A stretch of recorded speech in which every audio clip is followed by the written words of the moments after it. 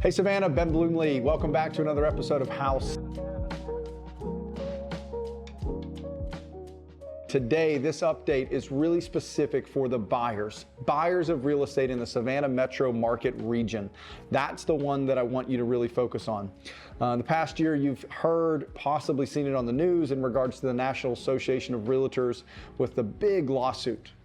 From that, there has been so many questions, concerns, a lot of chatter, a lot of misinformation out there that I've seen every single day.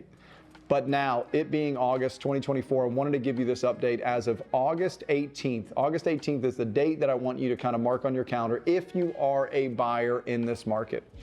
Now, with the lawsuit, there was a lot of changes. A lot of them are going to be on the back end, behind the scenes, that a lot of the consumers really don't need to worry about.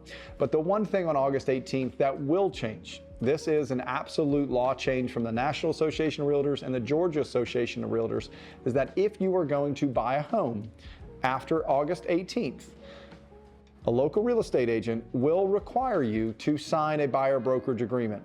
And you're going to say, well, Ben, I kind of remember that. I used that years ago. And that is true. That form really did not change. It's still the same form. It's going to lay out the responsibilities and the compensation that that buyer's agent, your buyer's agent, is going to receive from the sellers. Now, in the market, you may have heard that sellers will no longer offer compensation and that you as the buyer most likely would have to cover that compensation. But I'm here to tell you that just take a minute, take a breath. We have only seen that maybe less than a handful of times that I have seen since the NAR lawsuit has been passed. So on that front, sellers are still paying the compensation, but there may be a case where that seller's may be offering just a smaller portion. So instead of the normal 3% to the buyer's agent, maybe they're saying we're only going to pay 2.5. So knowing that ahead of time, that will be laid out in the buyer brokerage agreement, is an agreement between you and the buyer's agent. You are the buyer, and then the buyer's agent just say myself. And that will clearly illustrate that if a seller is not offering the full 3, will you as the buyer have to cover that difference, that 0.5 difference? That's something that you and your buyer's agent have to work out. But just expect after August 18th, just a few weeks from now, if you are going to be coming in the market to purchase a home in the Savannah metro market region, your buyer's agent will require you to sign that form.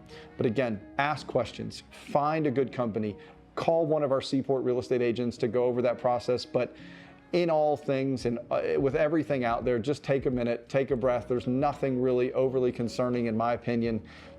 Still status quo for the most part, but just know that you'll have to ink down that agreement on the buyer brokerage agreement form. So any questions regarding that or any other changes that you may have heard, let us know. But hopefully this episode of House gave you a little bit more insight, and we'll see you on the next one.